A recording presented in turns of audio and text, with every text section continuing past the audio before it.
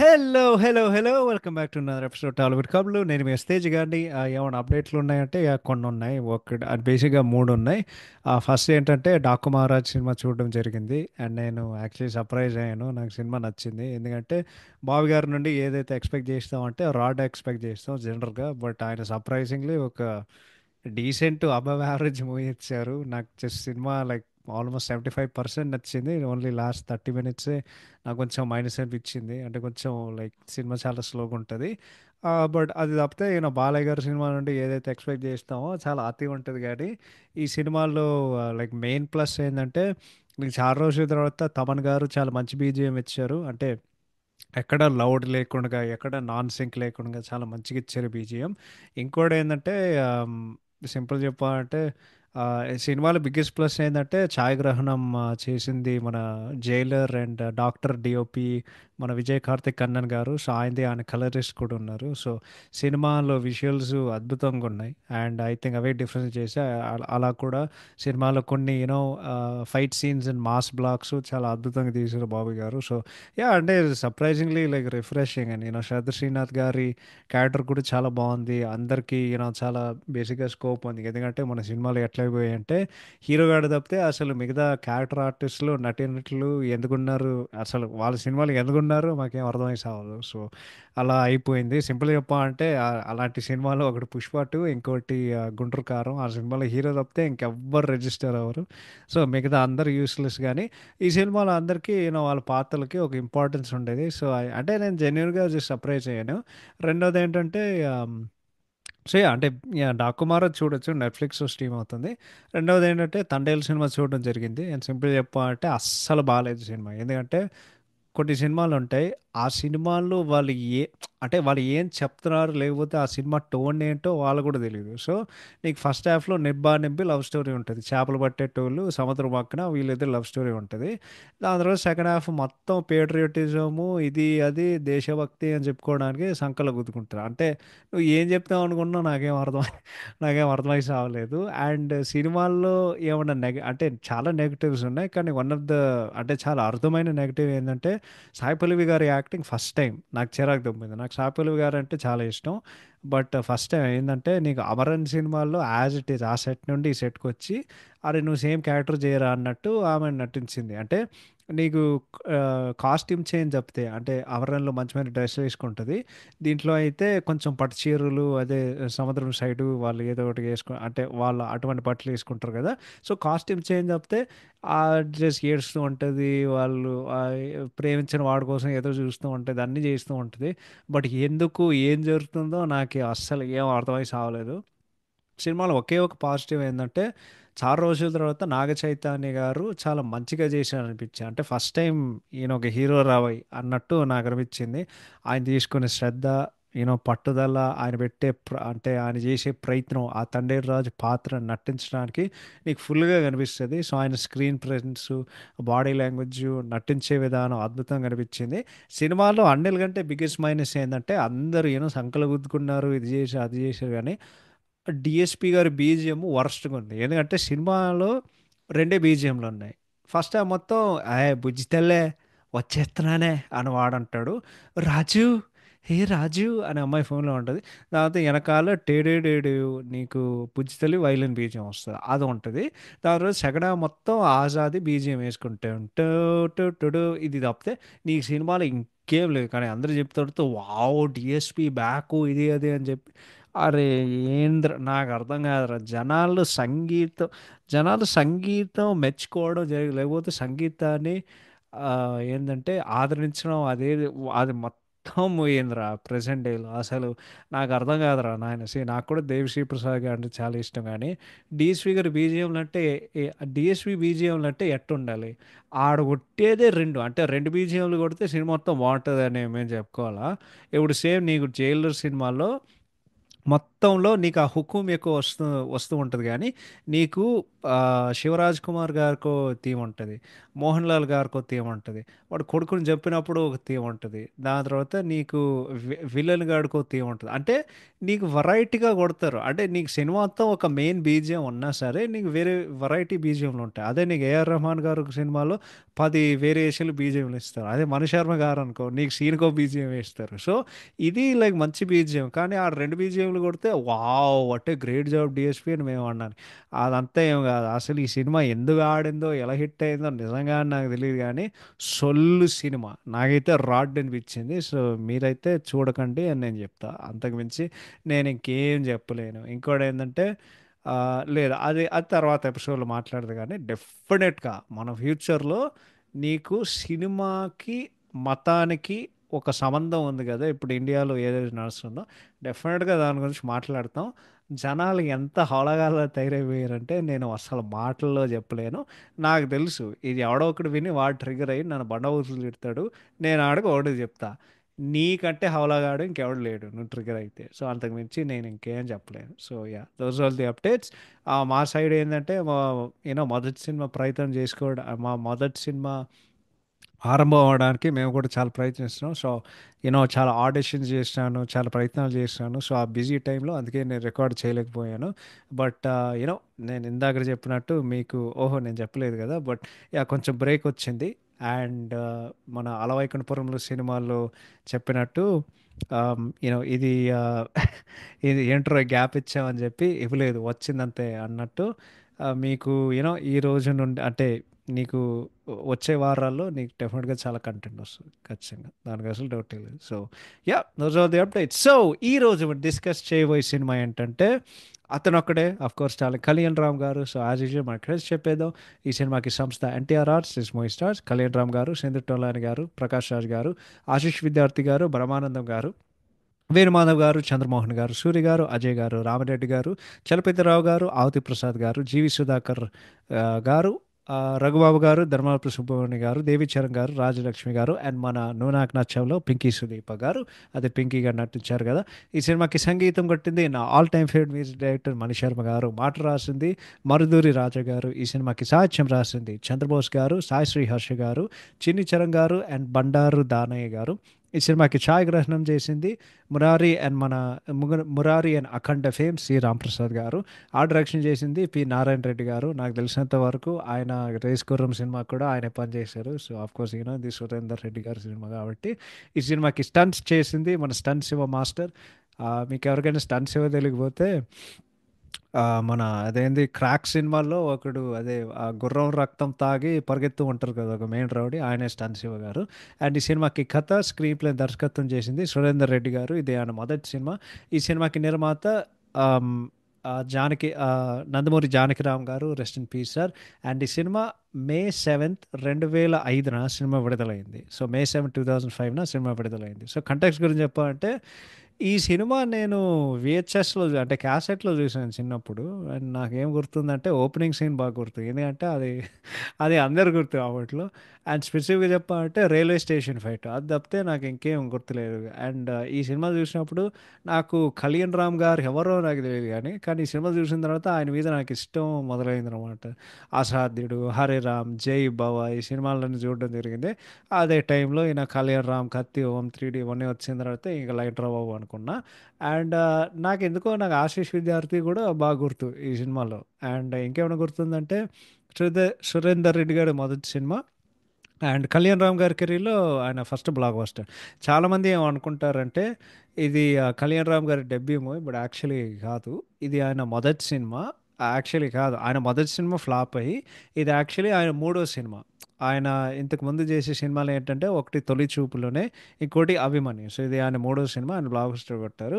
So just ఏంటంటే అరే ఈ సినిమా రీవాచ్ చేయడం నాకు ఎందుకో నాకు గుర్తొచ్చింది. సో అరే సినిమా మళ్ళీ చూద్దాం రా అని చెప్పి రీవాచ్ చేసే కొద్దీ నేను యాక్చువల్లీ సర్ప్రైజ్ అయ్యి నీ మూవీ యాక్చువల్లీ బాగుంది. అంటే లైక్ సర్ప్రైజింగ్లీ సినిమా బాగుంది. ఎందుకంటే నాకు ఎటువంటి ఎక్స్పెక్టేషన్స్ లేవు, నాకు సినిమా గురించి పెద్దగా ఏం గుర్తులేదు. సో కొన్నిసార్లు ఏమవుతుందంటే నీకే ఒక సర్ప్రైజ్ అవుతావు. సో దట్స్ కంటే ఇంట్రెస్టింగ్ ఫ్యాక్ట్స్ గురించి చెప్పాలంటే పెద్దగా ఏం లేవు కానీ బేసిక్గా సురేందర్ రెడ్డి గారు అసిస్టెంట్ డైరెక్టర్ 9 సంవత్సరాలుగా పనిచేశారు. సో ఆయనకు కథ రెడీ చేశారు, మనం డైరెక్టర్గా డబ్బీ చేద్దాం అని చెప్పి. దాని తర్వాత ఆ, డైరెక్టర్ సాగర్ గారు ద్వారా ఆయన ఎన్టీఆర్ గారిని కలిశారు. బట్ ఎన్టీఆర్ గారు అపాయింట్మెంట్ ఇచ్చింది సాగర్ గారి సాగర్ గారి శిష్యుడు వివి వినాయక్ గారు. సో ఎన్టీఆర్ గారు కథ వినిన తర్వాత ఆయన ఆ టైంలో ఫుల్ బిజీ అనమాట. బట్ ఆయన ఏం చెప్పారంటే, కుదిరితే మా నెక్స్ట్ సినిమాకి పని చేద్దాం, కుదిరితే నెక్స్ట్ మూవీ చేద్దాం, కానీ ఈ కథ ఏదైతే ఉందో మా అన్నయ్య దగ్గర తీసుకెళ్ళి కళ్యాణ్ రామ్ గారు అని చెప్పి, ఆయన కళ్యాణ్ రామ్ గారు వెళ్ళి ఆయన కలిసారు అనమాట. సో ఆయన ఏం చెప్పారంటే, అంటే ఆయనే ఏ జోన్లో ఉన్నారంటే, నా ఫస్ట్ 2 సినిమాలు ఫ్లాప్ అయ్యాయి కదా, మూడో సినిమాగా ఎలాగైనా మనం విజయం సాధించాలి అని చెప్పి ఆయన చాలా పట్టుదల ఉన్నారు కళ్యాణ్ రామ్ గారు. సో ఈ సినిమా ఎట్లా జరిగిందంటే చాలా ఇంట్రెస్టింగ్. కళ్యాణ్ రామ్ గారు చెప్పారు 118 టైమ్ ఇంటర్వ్యూలో, సురేందర్ రెడ్డి గారు 15 నిమిషాలు కథ చెప్పారు. కళ్యాణ్ రామ్ గారికి కథ నచ్చింది, అంటే ఈ స్టోరీ ఎలిమెంట్స్ ఈ సినిమా మనం చేద్దాం అని చెప్పి, మీరు అంటే ఈ నరేషన్ బాగుంది, కానీ నువ్వు స్క్రిప్ట్ మీద వర్క్ చేయని చెప్పారు. సో దాని తర్వాత సురేందర్ రెడ్డి గారు మళ్ళీ వచ్చి ఆయన మళ్ళీ కథ చెప్పారు, అంటే మొత్తం కథ చెప్పారు. కళ్యాణ్ రామ్ గారికి నచ్చలేదు, ఆయన డైరెక్ట్గా చెప్పేశారు. సో సురేందర్ రెడ్డి గారు ఏం చేశారంటే, ఇంకో 6 నెలలు టైం తీసుకుని అదే స్క్రిప్ట్ మీద వర్క్ చేసి ఫైనల్ వర్షన్ వచ్చింది. ఫైనల్గా ఆయన ఓకే చేశారు. సో దాని తర్వాత హరికృష్ణ గారికి చెప్పడం జరిగింది. ఆయన ఏం చెప్పారంటే, చాలా బాగుంది, నీకు చాలా మంచి బ్రేక్ ఇస్తుంది కళ్యాణ్ రామ్ అని చెప్పి, దాని తర్వాత నువ్వు నువ్వు చేసేయ్ అని చెప్పి వాళ్ళు చేసామన్నమాట. సో నిర్మాత విషయానికి వస్తే, వాళ్ళు ఏమనుకున్నారంటే, మనం వేరే నిర్మాత సంస్థలో చేస్తే ఈ కథ మేబీ వాళ్ళ లిమిటేషన్స్ ఉంటాయేమో, దీనికి ఎటువంటి లిమిటేషన్స్ ఉండకూడదని చెప్పి మనకి ఇష్టం వచ్చినట్టు చేయాలని చెప్పి ఈ సినిమాతోనే యాక్చువల్లీ వాళ్ళు ఎన్టీఆర్ ఆర్ట్స్ వాళ్ళందరూ కూర్చొని మన సొంత సొంత సంస్థ మనం పెట్టుకుందాం అని చెప్పి హరికృష్ణ గారితో కూర్చుని, జానకి రామ్ గారితో కూర్చొని, ఎన్టీఆర్ గారితో, జూనియర్ ఎన్టీఆర్ గారితో కూర్చొని, వాళ్ళు ఏంటంటే మహానుభావుడు ఎన్టీఆర్ శ్రీ నందమూరి తారక రామారావు గారి పేరు మీద మన సంస్థ పెడితే బాగుంటుందని చెప్పి, దాని తర్వాత ఎన్టీఆర్ ఆర్ట్స్ సంస్థ వాళ్ళు ప్రారంభించారు అన్నమాట. సో దాని తర్వాత క్యాస్ట్ అండ్ క్రూ మొత్తం రెడీ అయింది. దాని తర్వాత November 15, 2004, so November 15, 2004 movie launch అయింది అన్నపూర్ణ స్టూడియోస్లో. సో ఏమైందంటే, వాళ్ళకి ప్రకాష్ రాజ్ గారికి ఈ సినిమాలో ఒక చిన్న రోల్ చేయాలి, కానీ అప్పట్లో ఆయనకి డేట్లు లేవు. సో వాళ్ళు ఏం చేశారంటే, తారక్ గారి ద్వారా వాళ్ళు వెళ్ళి చెప్పారన్నమాట, నువ్వు ఒకసారి చెప్తే ఒక మాట చెప్పి అని చెప్పి. సో తారక్ గారు వెళ్ళి ఆయనకి చెప్తే ఆయన సినిమా చేయడం జరిగింది. So Annapurna studios, aluminium factory, Shankarpally highway, Rama Naidu cine village and Ramoji film సిటీలో షూటింగ్ మొత్తం అయిపోయింది. సో March 25, 2005 వాళ్ళు గుమ్మడికాయ కొట్టేశారు. సినిమాకి బడ్జెట్ 8 కోట్లు, 8 crores అనమాట. దాని తర్వాత April 9, 2005 ఆడియో విడుదల చేశారు అనమాట. సో ఫైనల్గా May 7, 2005 72 ప్రింట్లతో సినిమా విడుదలైంది. సో ఫస్ట్ సీన్కే ఆడియన్స్ షాక్ అయ్యారు. దాని తర్వాత హీరో ఎంట్రో సీను, దాని తర్వాత హీరోయిన్ విలన్స్ని ప్లాన్ చేస్తే హీరోయిన్ చంపడం, దాని తర్వాత ఇంటర్వల్ సీను, దాని తర్వాత ఈ సినిమా ఏంటంటే, ఫస్ట్ టైం ఒక అంటే ఒక మోడర్న్ తెలుగు సినిమాల్లో రివర్స్ స్క్రీన్ ప్లే టెక్నిక్ వాడుకున్నారు. అది ఇదే స్క్రీన్ ప్లే ఫార్మాట్ చాలా సినిమాలు ఫాలో అయ్యాయి హిట్ కొట్టడానికి. సో మొత్తానికి సినిమా చాలా పెద్ద విజయం సాధించి, ఈ సినిమా తర్వాత కళ్యాణ్ రామ్ గారు స్టార్ అయ్యారు, సురేందర్ రెడ్డి గారు స్టార్ డైరెక్టర్ అయ్యారు. దాని తర్వాత NTR arts banner, NTR arts సంస్థ మీద మొదటి హిట్ ఇది.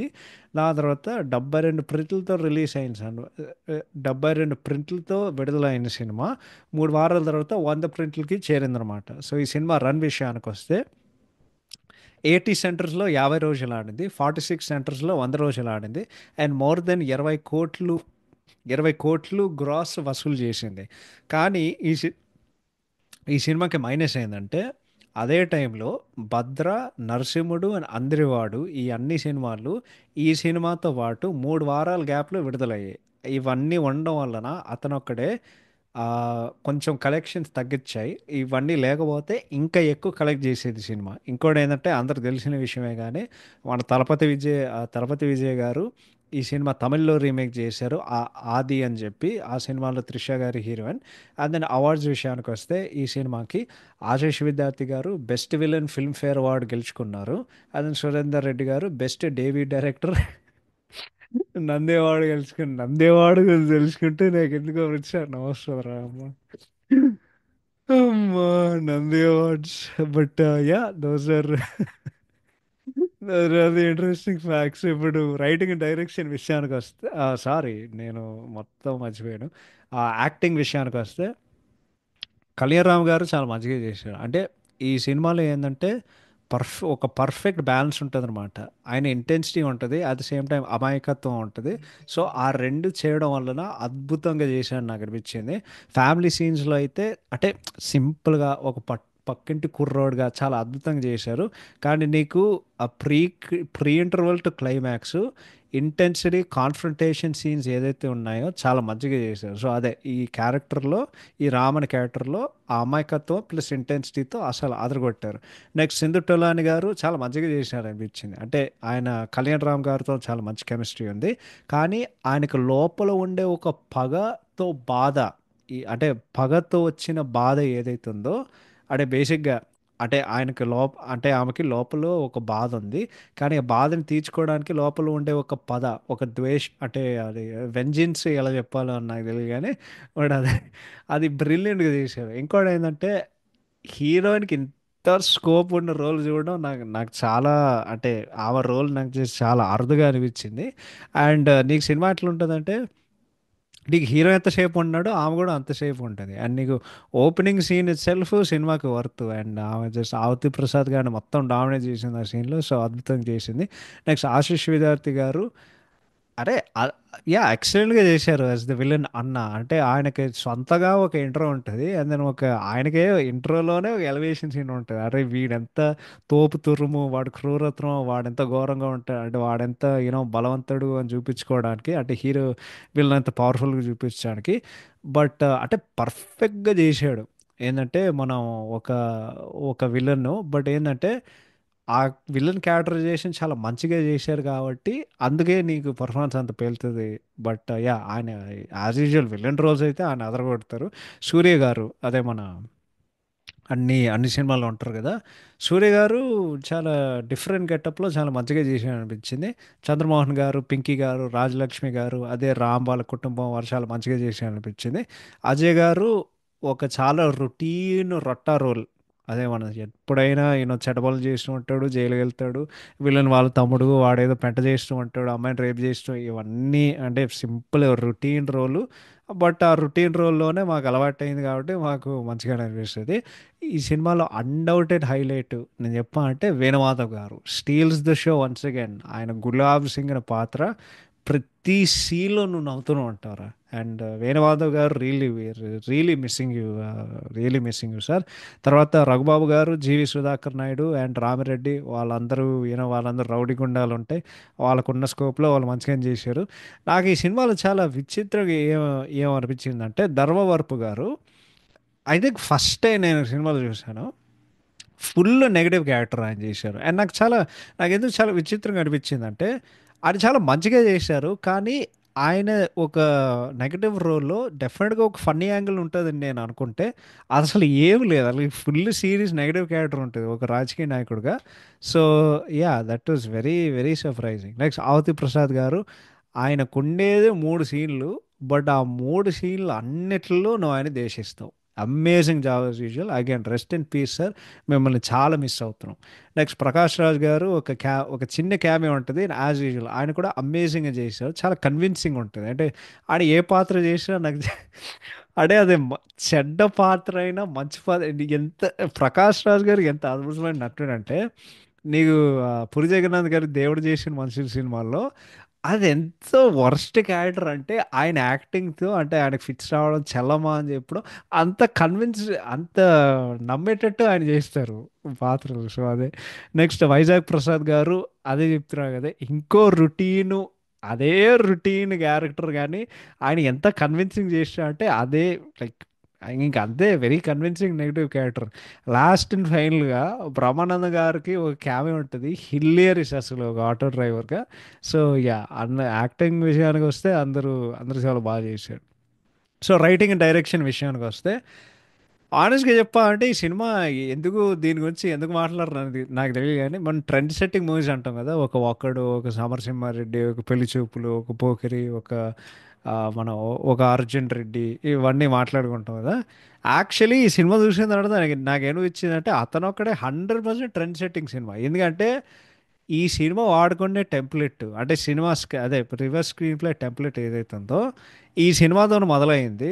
అంటే మోడర్న్ ప్రజెంట్ తెలుగు సినిమాల్లో దాని తర్వాత అందరు దీన్ని వాడుకోవడం మొదలుపెట్టారు. ఫన్నీ విషయం ఏంటంటే అదే ఇందాక ఇంట్రెస్ట్ ఫ్యాక్ట్స్ చెప్పాం కదా, కొన్ని వారాల తర్వాత విడుదలైన 'భద్ర' సినిమా కూడా ఇదే స్క్రీన్ ప్లే ఫార్మాట్ ఉంటుంది.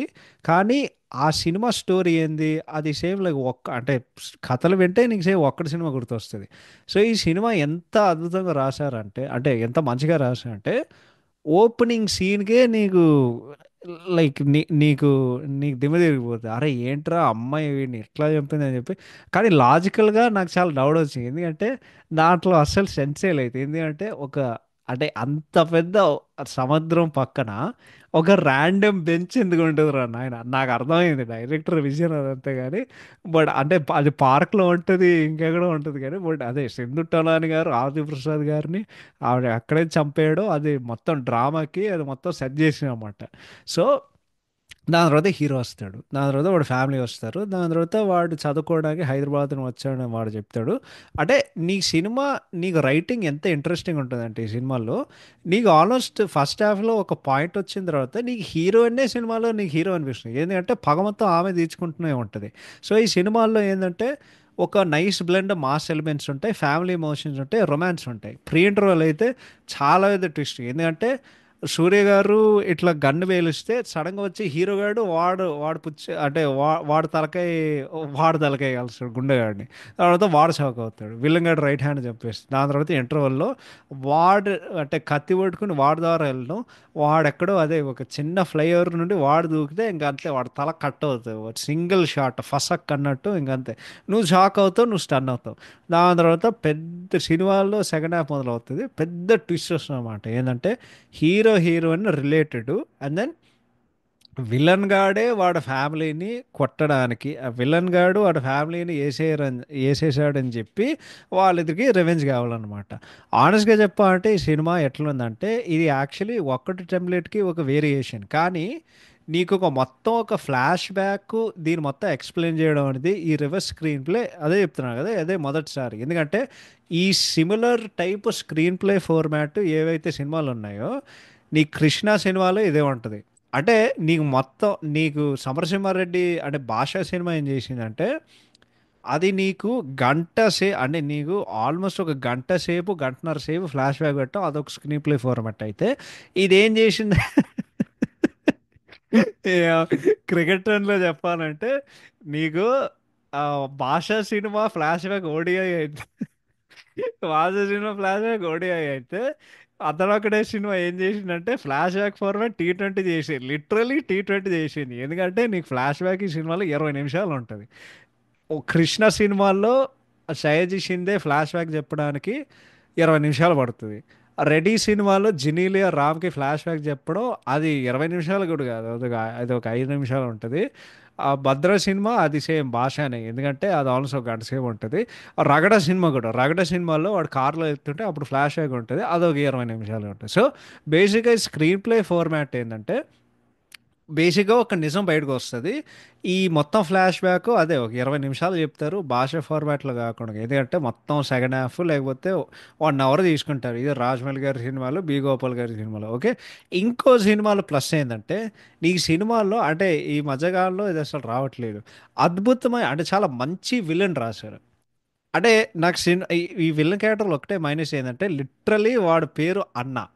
ఇది ఒక విలన్కి one of the worst names. ఎందుకంటే నాకు వర్స్ట్ విలన్ నేమ్స్ అంటే నాకు నంబర్ వన్ అయితే సైనికుడి సినిమాల్లో పప్పు యాదవ్ గుర్తొస్తాడు. సెకండ్ అంటే డెఫినెట్గా అన్న. అరే వాడి పేరు ఇప్పుడు సినిమాల్లో ఏంటంటే ఏందన్నా నీకు కావాలన్నా అని చెప్పి మన రౌడీ చెప్పారు. లిటరలీ వాడి పేరు అన్నరా. లిటరలీ వాడి పేరు నాకు బాగా గుర్తు. మన అదే అన్నవరం సినిమాలో వాడి పేరు ఏదో ఉంటుంది కదా, పట్టాస్ బాలు ఏదో ఉంటుంది కదా. ఏ అమ్మ కనీసం అది పెడితే ఒక ఆవిడ ఉంటుంది కానీ అమ్మ నిజంగానే మరి మీరు అన్న బట్ అదే నీకు ఆశీష్ విద్యార్థి గారు అప్పట్లో పీక్ ఫార్లో ఉండేటోళ్ళు. అండ్ నీకు ఆయనకి ఎలివేషన్ సీన్స్ ఉంటాయి అండ్ ఆయనకి సొంత సీన్స్ ఉంటాయి. సో ఇది ఏదైనా సరే ఓకే, నువ్వు ప్రపంచంలో ఏ సినిమా అయినా తీసుకో, యాక్షన్ మూవీ అయినా సరే నువ్వు ఏ యాక్షన్ మూవీ పని చేయాలంటే హీరో అండ్ విలన్ కాన్ఫ్లిక్ట్ చాలా స్ట్రాంగ్గా ఉండాలి. అండ్ ఈ సినిమాలో 100% అది ఉంది. అండ్ నీకు సినిమా కూడా చాలా ఇంటెన్స్గా ఉంటుంది. అంటే నీకు ఫస్ట్ హాఫ్ చాలా లైట్గా ఉంటుంది. వాళ్ళ మధ్య జరిగే ఒక family scenes, college romance, Venumadhav గారి కామెడీ సీన్స్. కానీ ప్రీ ఇంటర్ నుండి సెకండ్ హాఫ్ మొత్తం నీకు సినిమా మొత్తం ఇంటెన్స్గా ఉంటుంది. నాన్ స్టాప్ యాక్షన్ అసలు. సో బేసిక్గా నీకు ఈ సినిమాలో స్క్రీన్ ప్లే, ఓకే, ఆ ఫార్మాట్ 20 నిమిషాల ఫ్లాష్ బ్యాక్ చెప్పడం, రివర్స్గా చెప్పడం, దాని తర్వాత హీరో హీరోయిన్ ఒకటే ఆశయం కోసం వాళ్ళు పోరాటం ఏదైతుందో, ఈ రెండు సినిమాకి బిగ్గెస్ట్ ప్లస్ అనమాట. అంటే బేసిక్గా ఇంటెంట్ ఏదైతుందో అది 100% నీకు కనిపిస్తుంది. ఇంకోటి, ఈ సినిమాలో ఇంకో బ్రిలియంట్ ఏంటంటే కామెడీ ట్రాక్. ఓకే. ఏందంటే వేణుమాధవ్ గారు ఈ సినిమాలో అందరికీ కాలేజీలో వార్నింగ్ ఇస్తూ ఉంటారు కానీ పెద్ద పెద్ద విషయాలు చెప్తూ ఉంటాయి. బట్ అవి నిజంగానే అవి జరుగుతూ ఉంటే ఆయన తట్టుకోలేరు. అంటే నేను ఏదో చెప్తాను ఇవేంటి లైక్ నిజంగానే అవుతున్నాయని చెప్పి. నేను కామెడీ గురించి ఇంకో అద్భుతమైన విషయం చెప్తా. ఇంటర్వెల్లో వాడు ఫ్లైఓవర్లో వాడు తలకై కోస్తే కదా హీరోగాడు, దాంట్లో ఆటో డ్రైవరు బ్రహ్మానందం గారు పెట్టి ఆయన రామ్ వాళ్ళ పేరెంట్స్ని ఆ, ఆటోలో తోలుతుంటే అదే ఇంటర్వెల్లో ఆయనే ఆశీష్ విద్యార్థి గారి ఇంటికి వచ్చి ఆ విషయం చెప్పడానికి, అంటే అరే ఎవడు రాస్తాడు రా ఇట్లా ఇంత ఇంటెలిజెంట్ కామెడీ ట్రాక్స్. ఏంటంటే నీకు కామెడీ ట్రాక్స్ అనేవి రెండు రెండు రకాలుగా ఉండేవి మన కమర్షియల్ సినిమాల్లో, అంటే పెరిగే కొద్దీ ఇప్పుడైతే కాదు, ఎందుకంటే అందరూ హౌలగాలు అయిపోయారు కాబట్టి.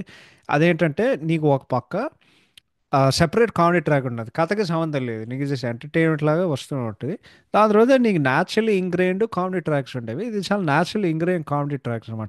అంటే అంటే ఈ సెటప్ దాని తర్వాత పే ఆఫ్ సెకండ్ హాఫ్లో పెట్టడం ఏం అవసరం ఉంది, కానీ వాళ్ళు చేశారు కదా. సో అదే చెప్తారు, ఈ రోజుల్లో నాకు ఎందుకు అంటే నాకు అర్థం కావట్లేదు, ఎవరికి బుర్రలేదు ఆరా ఇలా రాయడానికి. అంటే అందరూ అంటే అందరికి బద్ధకం వచ్చి, అందరూ బుర్రలో మట్టి వచ్చి, అసలు అన్నీ క్రింజ్ కామెడీ, క్రింజ్ ఐడియాలు అది తప్పితే ఇంకేం లేవు. సో ఈ సినిమా ఇన్ని గొప్పలు చెప్తున్నారు కదా.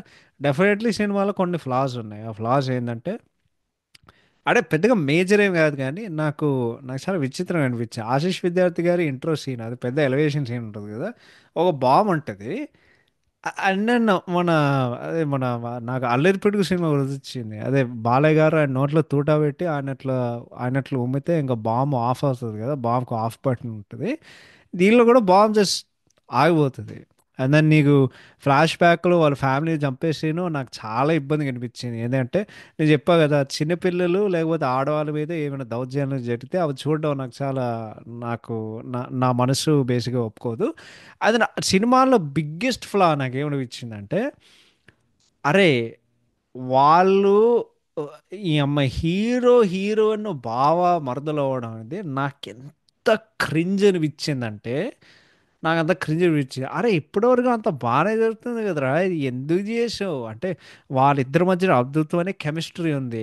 దాని తర్వాత తీరు చూస్తే వాళ్ళిద్దరి మధ్యన సంబంధం ఉంటుంది కదా. ఇది నేను చెప్తున్నా కదా, దీని గురించి ఒక ఎపిసోడ్ చేస్తా. నాకు తెలుగు సినిమాల్లో నాకు ఏది కాలుతుంది అంటే డెఫినెట్గా ఒక ఎపిసోడ్ చేస్తా. దాంట్లో టాప్ ఆఫ్ ది లిస్ట్లో ఈ బావా మరదలు రొమాన్స్. అరే ఇంకెంతసేపు రా ఈ ఇన్సెస్ట్ సొల్లు మాకు, ఎప్పుడు చూసినా ఇది ఉంటుంది అది. నేను ఒకటే చెప్తాను, దీని గురించి ఎప్పుడో ఒక ఆర్టికల్ రాశాను, ఓకే, మా వెబ్సైట్లో ఉంటుంది. కానీ ఇప్పుడు సినిమాలో ఆడేదో మరదలు చూపిస్తాడు. అరే నీ నిజ జీవితంలో నీ మరదలు ఎవరైతే ఉంటుందో నిజంగానే మీ మరదలు రకుల్ ప్రీత్ సింగ్ లాగా ఉంటుందా, లేకపోతే సమంతలాగా ఉంటుందా, లేకపోతే ఇంకెవరు, అంటే వీళ్ళలాగా ఉండరు కదా. అరే మరి ఎందుకురా మాకు, నాకు అర్థం కాదు. దీంట్లో one of the biggest people, దీని కారణం ఏంటంటే, అంటే వాళ్ళ పేరు తీసుకోవడం నాకు ఇష్టం లేదు కానీ ఎపిసోడ్ ఖచ్చితంగా చెప్తాను. నాకు తెలుసు, నాకు అంటే ఆడితో పని చేయాలని నాకు ఉంది కానీ డెఫినెట్గా భవిష్యత్తులో నన్ను హార్డ్ చేయడానికి అది డెఫినెట్గా వస్తుంది. కానీ మనం బయటకున్నవి మనం చెప్పుకోవాలి అంతే. సో ఈ సినిమాలో నాకు మూడు ఫ్లాస్ అనిపించాయి. బట్ అదే వాళ్ళిద్దరు భావవార్తలు అవ్వడం అనేది నాకు సేమ్ అదే మన రీసెంట్గా వచ్చిన సరిపోతే శనివారం సినిమాల్లో, అరే వాళ్ళ మధ్య అంతా బాగానే జరిగింది కదా, వాళ్ళెందుకు భావార్థాలు ఉంటాం అంటే, ఈ సొల్ల ఆలోచన మన వాళ్ళు ఎప్పుడు ఆవేశం నాకు తెలియదు కానీ, బట్ అందుకు మించి ఇంకేం చెప్పలేను. బట్ ఇవన్నీ చెప్పినా సరే నీకు సినిమా స్టిల్ చాలా ఫ్రెష్గా అనిపించింది and well made enough to enjoy. అదే నీకు 20 సంవత్సరాల తర్వాత still movie was entertaining. So మొత్తానికి దర్శకత్వం బై సురేందర్ రెడ్డి గారు చాలా బాగుంది. అంటే సింపుల్ చెప్పాలంటే సినిమా స్టైలిష్గా ఉంటుంది, అన్ని కమర్షియల్ ఎలిమెంట్స్ ఉంటాయి, నీకు యూనిక్ టేక్ ఉంటుంది. అదే హీరో హీరోయిన్ క్యారెక్టరైజేషన్స్ వాళ్ళు ఇద్దరు ఒకే ఆశయం కోసం వాళ్ళు పోరాడుతూ ఉన్నారు. నీకు చాలా పవర్ఫుల్ విలన్ ఉన్నాడు అండ్ ఇప్పుడు కూడా ఆశిష్ విద్యార్థి గారి పర్ఫార్మెన్స్ చాలా అద్భుతంగా అనిపించింది. So yeah, I'd go that. And yeah, and ఇంకో ఫనీ విషయం అయింది అంటే ఈ సినిమా అయిన తర్వాత ఇది సురేందర్ రెడ్డి గారు టెంప్లెట్ అయిపోయింది. ఎందుకంటే ఒక రకంగా ఆలోచిస్తే అది అతిథి సినిమా మన మహేష్ బాబు గారిది సేమ్ కథ. ఏంటంటే ఒక అబ్బాయి ఒక అమ్మాయిని కలుస్తాడు, దాని తర్వాత విలన్ వాళ్ళు విలన్ అమ్మాయి ఫ్యామిలీని చంపేశారు అనేది అది ట్విస్ట్. హీరో గాడు ఏం చేశాడంటే హీరోయిన్ వేసుకునే మ్యాప్, ఓకే, వేసుకునే ప్లాను వాడు విలన్స్ ఆమెను చంపడానికి వాళ్ళు ప్రయత్నం చేస్తున్నారు, హీరోని కాపాడుకోవడానికి వాడు చేస్తాడు, ఫైనల్గా వాడు విలన్స్ని చంపుతాడు. అండ్ దెన్ తీరా చూస్తే వాళ్ళిద్దరికి ఏదో ఒక సంబంధం ఉందన్నమాట. ఓకే, అంటే నీకు అతిథి సినిమాలో వాడికి ఏదో వాళ్ళిద్దరూ లైక్ వాడిని దత్తత తీసుకుని వాడి ఫ్యామిలీలో వస్తారు కదా, కానీ వాడి వల్లనే వాళ్ళందరూ చచ్చిపోయారని అనుకుంటారు కదా. అదే విలన్ గాడు వాడగలిస్తే ఒక గన్ను అబ్బాయి చేతిలో పడేస్తే వాడు జైలుకి వెళ్ళి మళ్ళీ బయటకు వస్తాడు కదా. సో ఈ టెంప్లెట్ ఏదైతే ఉందో అతను ఒకటేలో పనిచేసింది, బట్ ఆ సినిమాల్లో దారుణంగా ఫెయిల్ అయింది. బట్ అదే నీకు ఆ, అతిథి అనే సినిమా అంటే అంటే కళ్యాణ్ రామ్తో చేస్తే కొత్తగా అనిపిస్తుంది, కానీ నీకు అతిథి ఏదైతే ఉందో అది చాలా very intense and dark cinema. Before ఆయన యాక్షన్ కామెడీస్కి ట్రాన్సిషన్ చేశాడు కదా మన సురేందర్ రెడ్డి గారు, అంటే కిక్ అండ్ రేస్ గుర్రం అలాంటి అలాంటి సినిమాలకి. సో యా, ఇది బేసిక్గా ఆయన టెంప్లెట్. బట్ అంతకు మించి చెప్పుకోవడానికి పెద్దగా పెద్దగా ఏం లేదు. So yeah, I'd I'd I'd go that. So yeah, so ఇప్పుడు టెక్నికాలిటీస్ విషయానికి వస్తే ఈ సినిమాకి సాంగ్స్ అండ్ బీజిఎం బై మన మనీష్ శర్మ గారు. ఆ, యా, అంటే నాకు అంటే పాటల విషయానికి వస్తే దేర్ ఓకే అనిపించింది, అంటే డీసెంట్గా ఉన్నాయి, క్యాచీగా ఉంటాయి. బట్ బీజిఎం అయితే చాలా బాగుంటుంది, కళ్యాణ్ రామ్ గారి ఇంట్రో బాగుంటుంది. అండ్ అంటే సింపుల్ చెప్పాలంటే ఇది టిపికల్ ఒక క్యాచీ మనీష్ శర్మ గారి ఆల్బమ్. బట్ ఇది పెద్దగా గుర్తుండిపోయే ఆల్బమ్ అయితే నేను చెప్పను, ఎందుకంటే ఆయనకు ఆబ్వియస్గా చాలా అద్భుతమైన ఆల్బమ్స్ ఉంటాయి. సో వాళ్ళతో పోల్స్తే అవి ఇదంతా పెద్దగా రాదు, కానీ ఆయన కొట్టే విధానంలో యా, అంటే టైం పాస్గా డెఫినెట్గా వినొచ్చు. ఈ సినిమాలో 6 పాటలు ఉన్నాయి. మేఘమాల రిటన్ బై బందారు దానయ్య గారు, చిట్టపట రిటన్ బై చంద్రబోస్ గారు, నాటి గర్ల్ రిటన్ బై చిన్ని చరణ్ గారు, అమ్మదేవుడు రిటన్ బై సాహితి గారు, ఆ, గుండెలల గుండెలాలో గుండెలలో సారీ గుండెలలో ఏందో గుండెలలో రిటన్ బై సాయిశ్రీ హర్ష గారు. అండ్ అతను ఒకడే title song written by Saisri Harsha గారు. సో ఈ సినిమాలో 6 పాటలు ఉంటాయి. బట్ ఓవరాల్ మ్యూజిక్ చాలా డీసెంట్గా ఉంటుంది. అండ్ యా, సినిమాకి ఏదైతే దానికి కావాలో అది చాలా చాలా అంటే యా, సినిమాకి చాలా సూట్ అవుతుంది బేసిక్గా. So ya, next cinematography by Shri Ramprasad garu. It's average, అంటే నీకు సినిమా మొత్తం మోస్ట్లీ మీడియం షాట్లు ఉంటాయి. అండ్ ఫన్నీ విషయం అంటే నేను చాలా సినిమాలు రివాజ్ చేసే, కానీ ఈ సినిమాలో నేను గమనించాను, మీరు ఈ సినిమా రివాజ్ చేస్తే మీరు ఒకటి గమనిస్తారు, సినిమా మొత్తం బ్రౌన్ కలర్లో ఉంటుంది, నీకు ఈ సినిమాలో వేరే కలర్ అస్సలు లేదు, అన్ని బ్రౌన్లో ఉంటాయి. నీకు పాటల్లో కొంచెం కలర్ ప్యాలెట్ మారుతుంది, కానీ నీకు సినిమా ఓవరాల్గా జస్ట్ వెరీ బ్రౌన్. అండ్ నీకు ఫ్రేమింగ్ అండ్ యాంగిల్స్ ఏదైతే ఉన్నాయో అది తీసుకునే స్టైలు 100% ఇది రాంప్రసాద్ గారి స్టైలు. ఫిలింకి డిజిటల్కి ఆయన పెద్దగా యా, అంటే పెద్దగా ఏం మారలేదు, కానీ ఆయన నాకు చాలా ఇష్టం ఉన్న ఒక డిఓపి. బట్ యా, అదే ఈవెన్ ప్రజెంట్ డేలో అదే స్టైల్ నీకు ఆయన విజువల్స్ కనిపిస్తుంది. But yeah, cinematography is okay.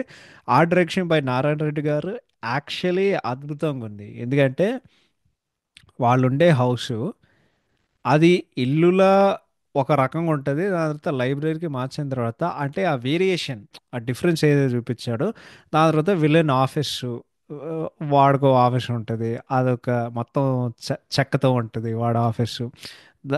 Pre క్లైమాక్స్లో దాని తర్వాత సాంగ్ సెట్స్, చాలా మంచిగా చేశారు. దాని తర్వాత ఓవరాల్ లొకేషన్స్ ఏదైతే ఉన్నాయో ఆ డైరెక్షన్, ఆ ప్రొడక్షన్ డిజైన్ మొత్తం చాలా చాలా అంటే చాలా చాలా బాగా చేశారు. Very very well done.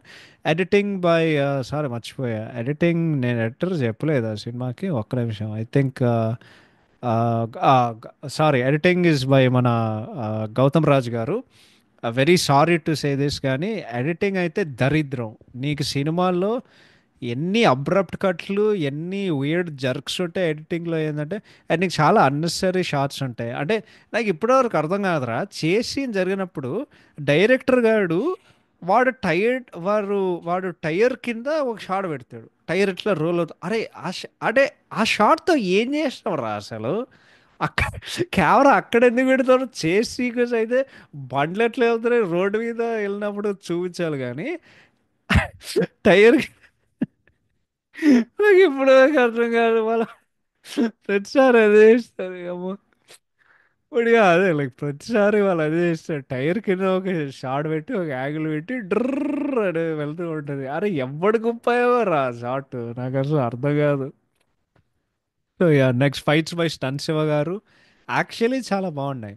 అంటే నీకు ఒక టిపిక్ అంటే ఒక మాస్ సినిమా అంటే మన అతి ఉంటుంది కదా, అందరు గాల్లో తేలుతూ ఉంటారు, గాల్లో తేలినట్టుందే గుండె పేలినట్టు అన్నట్టు. But typical mass gravity defying అతి ఏం లేదు. చాలా స్టైలిష్గా చాలా వెల్ కోరియోగ్రాఫ్ చేసి చాలా గ్రౌండెడ్గా ఉన్నాయి. చాలామంది అనుకుంటారు ఏంటంటే అరే వీడికి ఓన్లీ రియలిస్టిక్ సినిమాలు ఇష్టం, రియలిస్టిక్ ఫైట్లు ఇష్టం. అది కాదురా నాయన. నీకు ఒక్కడు కొడితే ఓకే, వాడు వెళ్ళి ట్రాన్స్ఫర్ కొడితే మాకు హైయెస్ట్. కానీ ఇప్పుడు ఒక్కడు కొడితే వాడు నేల మీద బౌన్సీ బాల్ లాగా గాల్లో అంతసేపు ఎగిరితే ఎవడికరా హై వచ్చేది అసలు? నీకు సింపుల్. నేను ఇంకోటి చెప్పాలంటే మన అదే సల్లేని గారి సినిమాల్లో ఆడు ప్రకాష్ రాజ్ ఇంటికి వెళ్తే వాడు కొడితే లిటరలీ నేల పగల కొడతారా. నేలలో ఒక క్రాక్ వచ్చి ఇట్లా ఓపెన్ అవుతుంది వాడి ఇల్లు. అంటే లిటరలీ భూమి ఇట్లా ఓపెన్ అవుతుంది, క్రాక్ ఉంటుంది. యా, లిటరలీ నేలలో ఒక క్రాక్ ఉంటుంది గ్రౌండ్ మీద.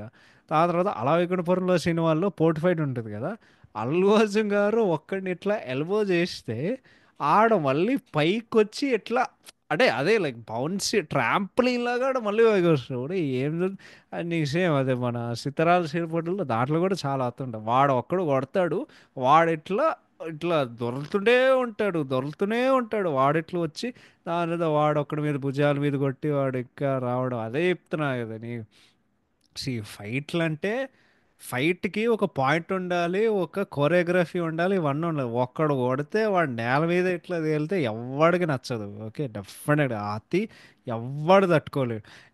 నాకు even one of my favourite movies Brindavanam సినిమాల్లో ఆడ చేసి ఆడ నించొని ఉంటాడు రా ఫ్రేమ్లో. నీకు జున్ అని చెప్పి గాల్లో 5 బండ్లు ఇట్లా జున్ అని ఇట్లా గాల్లో వస్తాయి. ఎవరు ఎలా సింపుల్ చెప్పాలంటే నా ఫేవరెట్ అతి. ఓకే, అందరి ఫేవరెట్ అతి ఏంటంటే చెన్నకేశవ రెడ్డి. చెన్నకేశవ రెడ్డి సినిమాలో బాలయ్య గారు సత్యరెడ్డి అంటే